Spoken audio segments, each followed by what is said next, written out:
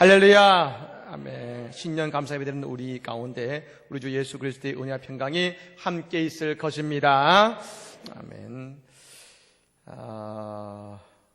2017년 새해가 밝았습니다. 예.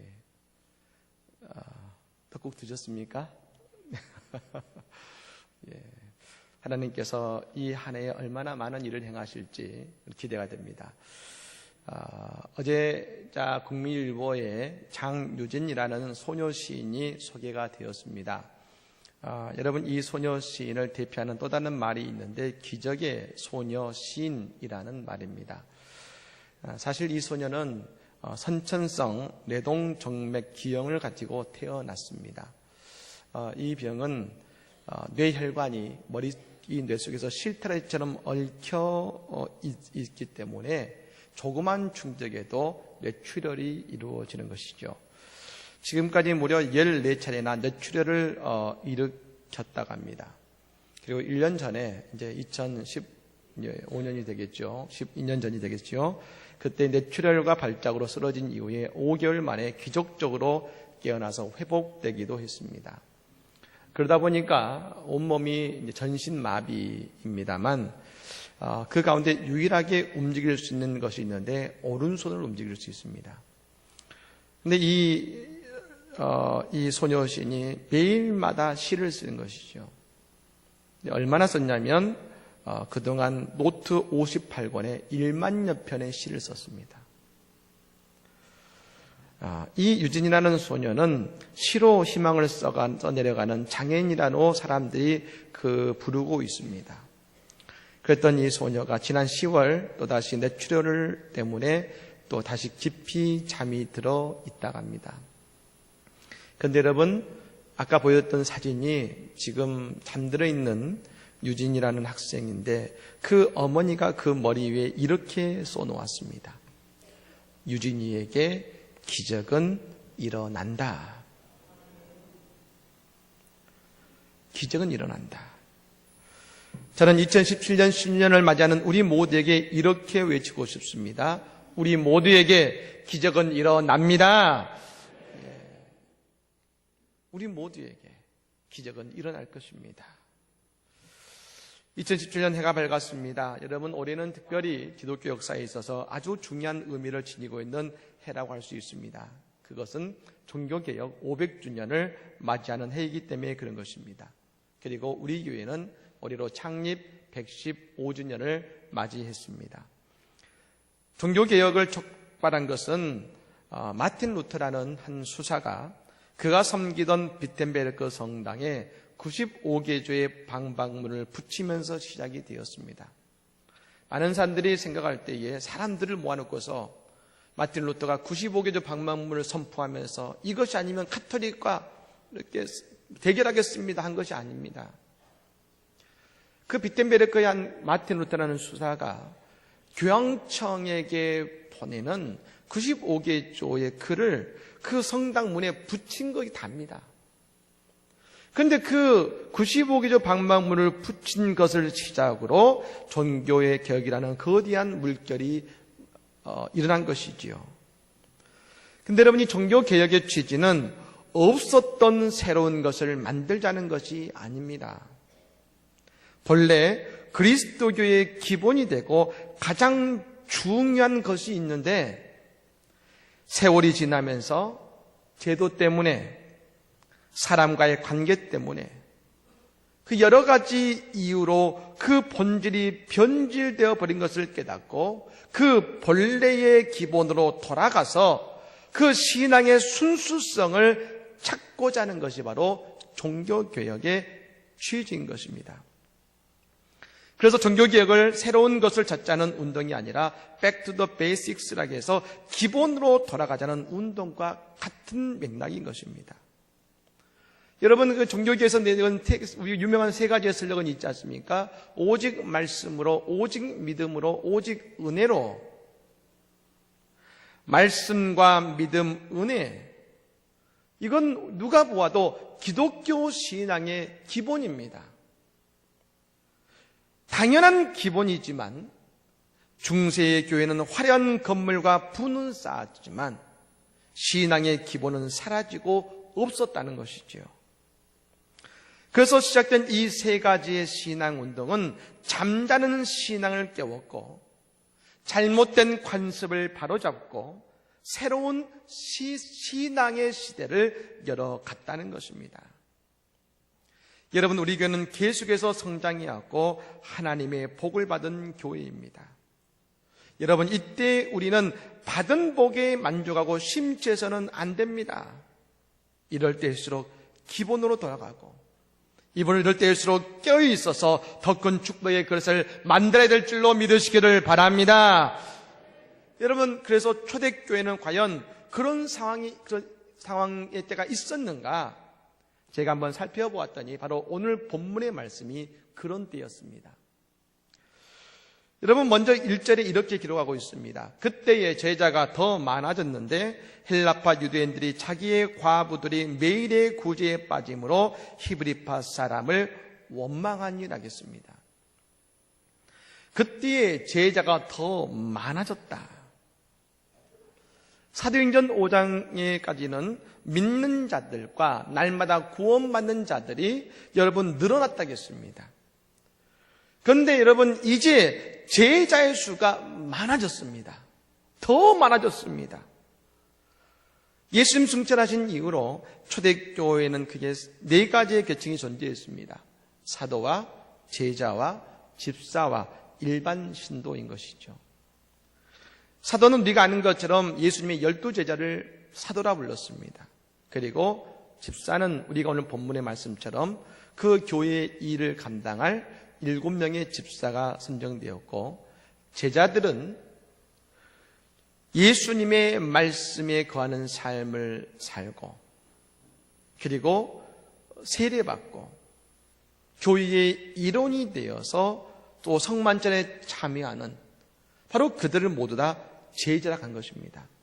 그리고 그 외에도 세례는 받지 않았지만 함께 예배에 참석했던 일반 신도들이 또한 있었습니다.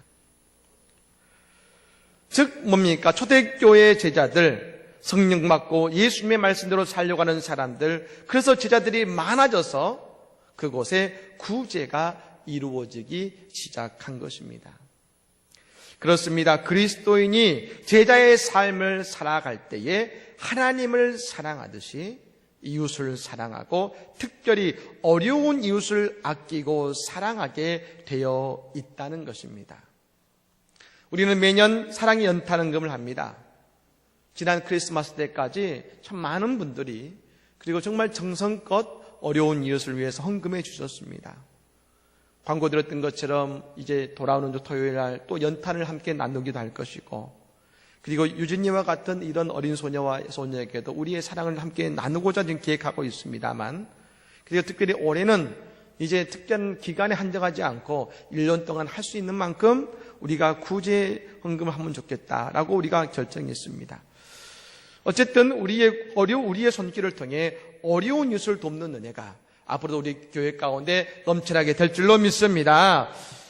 그런데 이렇게 제자 수가 많아졌는데 오늘 이 초대교회에 갈등이라는 사태가 일어난 겁니다. 여러분, 초대교회가 먹고 살 길이 막막한 과부들을 구제했습니다. 히브리파 과부와 헬라파 과부들이 있었습니다. 여러분, 히브리파 과부들은 이스라엘에서 살고 있는 유대인들, 그들 가운데 예수를 믿게 된 사람들. 헬라파 과부는 이스라엘이라 여러분 이방 나라에, 특별히 헬라 지역에 살고 있는 그 사람 유대인들 가운데 지금 이스라엘 땅에 거주하고 있는 그 사람들을 헬라파 사람들이라고 했는데 그들 가운데 과부들이 있었던 것이죠.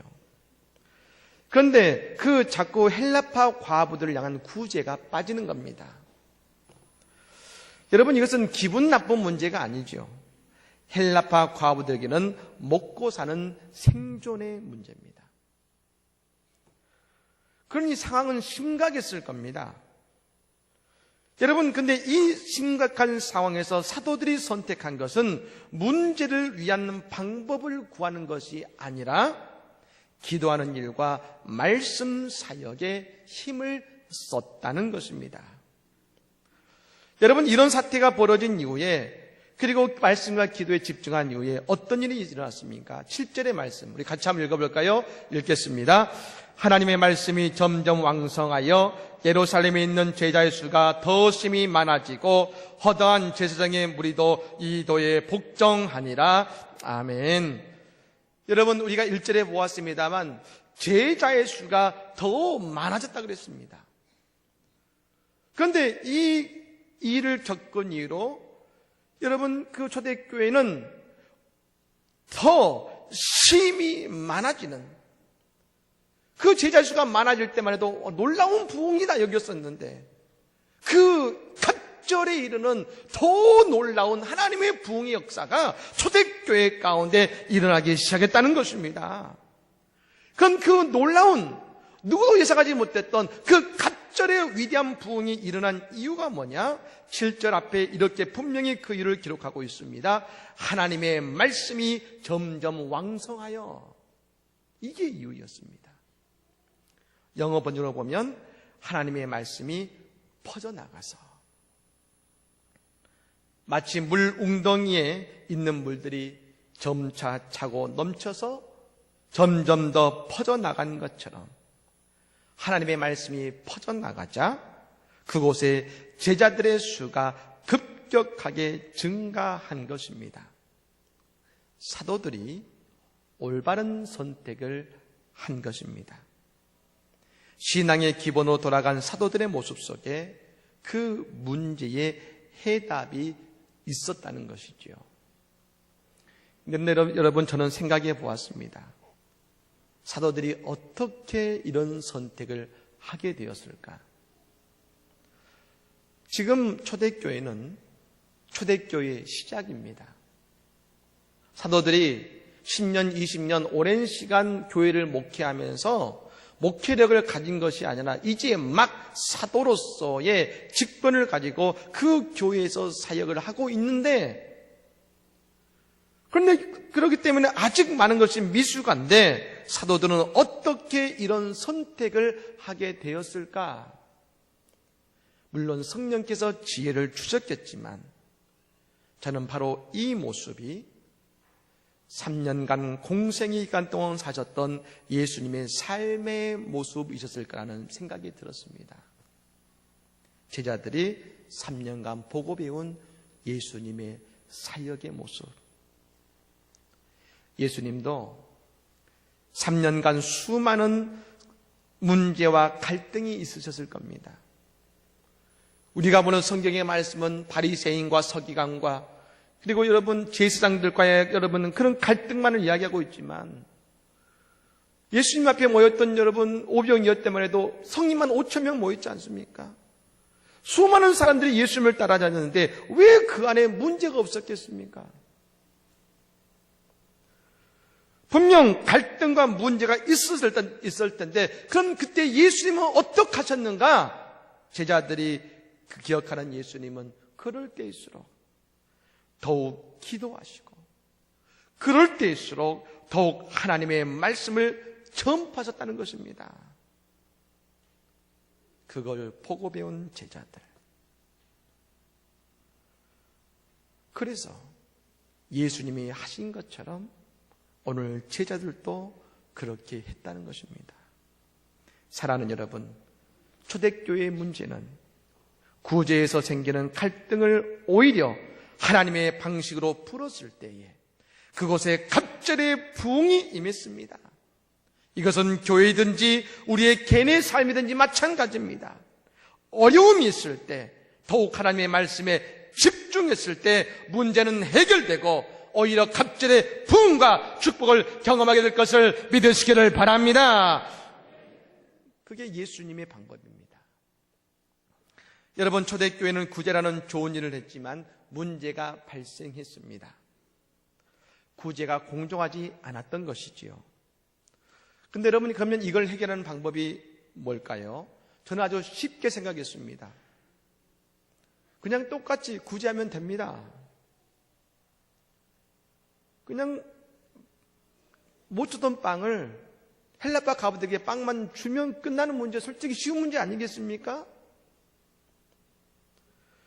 근데 여러분, 그러면 초대교회는 더 이상 불평이 나오지 않을까요? 저는 아니라 생각됩니다. 오늘 본문의 말씀 읽는 가운데 한 단어가 제 눈에 들어왔습니다. 여러분, 1절의 맨 끝에 이런 말씀이 있습니다. 히브리파 사람을 원망했다겠습니다. 그것도 말씀을 잘 보십시오. 구제를 빼먹은 사람이 있을 거 아니겠습니까?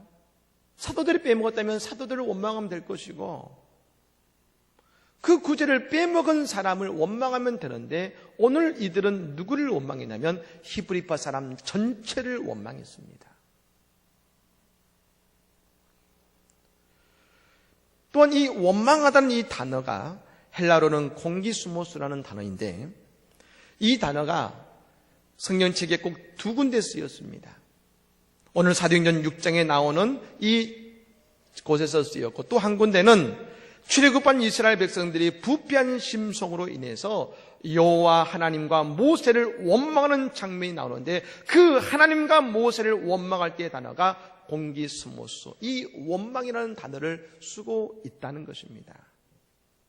즉 오늘 이 원망하는 사람들의 마음은 그냥 문제를 탓하는 것이 아니라 그 마음에 쓴뿌리가 다시 돋아나고 있었다는 것입니다.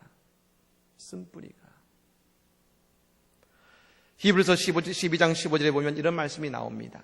너희는 하나님의 은혜에 이르지 못하는 자가 없도록 하고 또 쓴뿌리가 나서 괴롭게 하여 많은 사람이 이로 말미암아 더럽게 되지 않게 하며, 믿는 자가 경계되는 것이 바로 이것입니다. 내가 예수 믿고 예수의 보혈로 성령을 통해서 내 속에 다 불태워버렸던 쓴뿌리가 다시 자라나는 것. 내 안에 쓴뿌리가.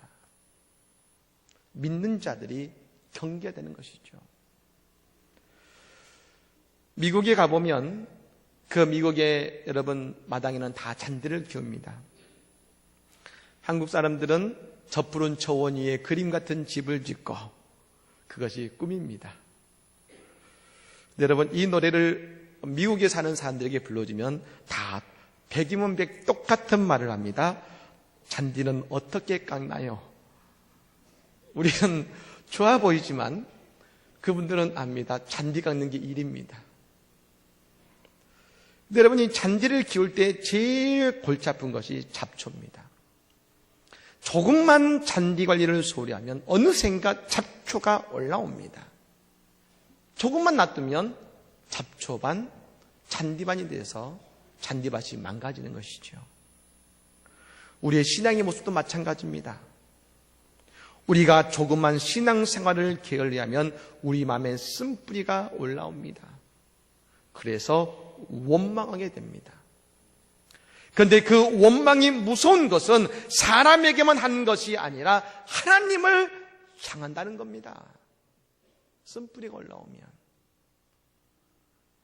그리고 여러분, 사도들이 그 마음에 쓴뿌리가 자라난 이유를 발견한 것이죠. 2절 말씀에 12사도가 모든 제자들을 불러 이르되 우리가 하나님의 말씀을 제쳐놓고 접대를 일삼는 것이 마땅하지 아니하니. 사도들은 좋은 일 한다고 하나님의 말씀을 제쳐놓은 겁니다. 그래, 어려운 것 도와주고 나중에 하나님 말씀은 전하면 되지. 우선 어려운 거 도와주자. 그런데 여러분, 그 결과는 오히려 그녀들의 마음에 쓴뿌리만 남고 서로 원망하고 하나님도 원망하게 되었다는 것입니다. 호세아 4장 1절과 2절의 말씀을 보면 하나님이 이런 말씀하십니다. 이스라엘 자손들아, 여호와의 말씀을 들으라. 여호와께서 이 땅 주민과 논쟁하시나니 이 땅에는 진실도 없고 인애도 없고 하나님을 아는 지식도 없고 오직 저주와 속임과 살인과 도둑질과 간음뿐이요 포악하여 피가 피를 뒤이음이라. 하나님 말씀하시기를 세상에 문제가 넘쳐나는 이유는 다른 것이 아니다.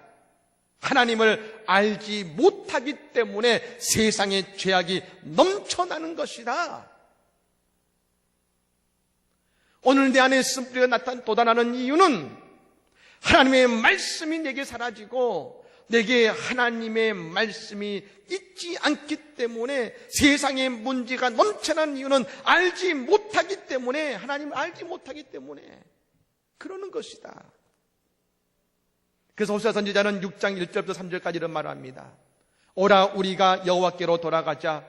여호와께서 우리를 찢으셨으나 도로 낫게 하실 것이요 우리를 찢었으나 싸매어 주실 것입니다. 여호와께서 이틀 내에 우리를 살리시며 셋째 날에 우리를 일으키시리니 우리가 그의 앞에서 살리라. 그러므로 우리가 여호와를 알자. 힘써 여호와를 알자. 그의 나타나심은 새벽빛같이 어김없나니 비와 같이 땅을 적시는 늦은 비와 같이 우리에게 임하시리라 하니라. 아멘. 여호와께서 우리를 찢으시고 치신 것은 우리가 나빠서가 아니라는 겁니다. 우리의 심령의 쓴뿌리를 뽑아내시기 위해서, 내 안에 원망의 쓴뿌리, 불신의 쓴뿌리, 그걸 뽑아내시기 위해서, 그래서 다시 치유와 회복을 위해서 해야 되는 것이 있습니다. 우리가 여호와를 알자. 힘써 여호와를 알자. 이것이 우리의 인생의 해답인 것을 믿으시기를 바랍니다. 도저 목사님이 이런 말씀하셨습니다. 하나님을 아는 것이 그를 사랑하는 것이고 그를 잘 아는 것이 그를 더 사랑하는 것이다. 하나님을 사랑하고 싶으십니까? 하나님을 잘 알아야 사랑할 수 있는 것입니다. 우리가 하나님을 알지 못하면 어떻게 하나님을 사랑할 수 있고, 하나님을 알지 못하면 어떻게 사랑받고 있는지 알겠습니까? 그래서 우리는 오직 말씀으로 나아가야 하고 오직 말씀을 통해 하나님의 위대한 역사를 경험하게 됨을 깨달으시기를 바랍니다. 인도에 한 물지기꾼이 있었습니다. 커다란 물덩이 2개를 가지고 그 물덩이 끝에 여러분 막대를 연결해서 목에 메고 물을 날랐습니다. 근데 문제는 한쪽 여러분 항아리에 금이 가서 물이 셉니다. 우물가에 물을 떠서 집에까지 돌아오면 그 통에 항아리에 물이 반이 사라지고 없는 겁니다. 어느 날 이 금이 간 항아리가 주인에게 말합니다. 내 흠 때문에 당신이 고되게 일하면서 수고의 덕을 보지 못하고 있습니다. 그때 주인이 항아리에게 말합니다. 너는 길을 가면서 꽃이 반대쪽 물동이 쪽에는 없고 너희 쪽에만 있는 것을 보았니? 내가 내 흠을 알고 그 흐르는 물 쪽에 꽃씨를 심었단다. 그리고 우물가에서 돌아올 때마다 내가 그 꽃씨에 물을 주었지. 그리고 지난 2년 동안 예쁜 꽃들이 피었단다. 내가 아니었다면 이렇게 아름다운 꽃을 피울 수 없었겠지. 초대교회는 원망과 갈등으로 금이 갔습니다. 그런데 그 항아리에 말씀을 담고 그 말씀을 흘려보내자 하나님의 교회는 아름다운 향기가 나기 시작했고 오히려 제자의 수가 더 극적이 늘어나는 은혜를 경험하게 된 것입니다. 사랑하는 여러분, 우리의 인생에 흠이 있을 수 있고 문제가 있을 수 있습니다. 원망이 있을 수 있습니다. 하지만 우리의 인생의 항아리에 하나님의 생수인 말씀을 가득 채운다면 오히려 우리의 인생 속에 하나님이 주시는 아름다운 꽃과 같은 수많은 기쁨을 누리게 될 줄로 믿습니다. 오직 말씀을 통해 이와 같은 하나님의 은총을 경험하는 우리 모든 안성제일장로교회 성도들과 우리 안성제일장로교회가 되기를 우리 주 예수님의 이름으로 간절히 축복합니다. 아멘. 찬양하겠습니다.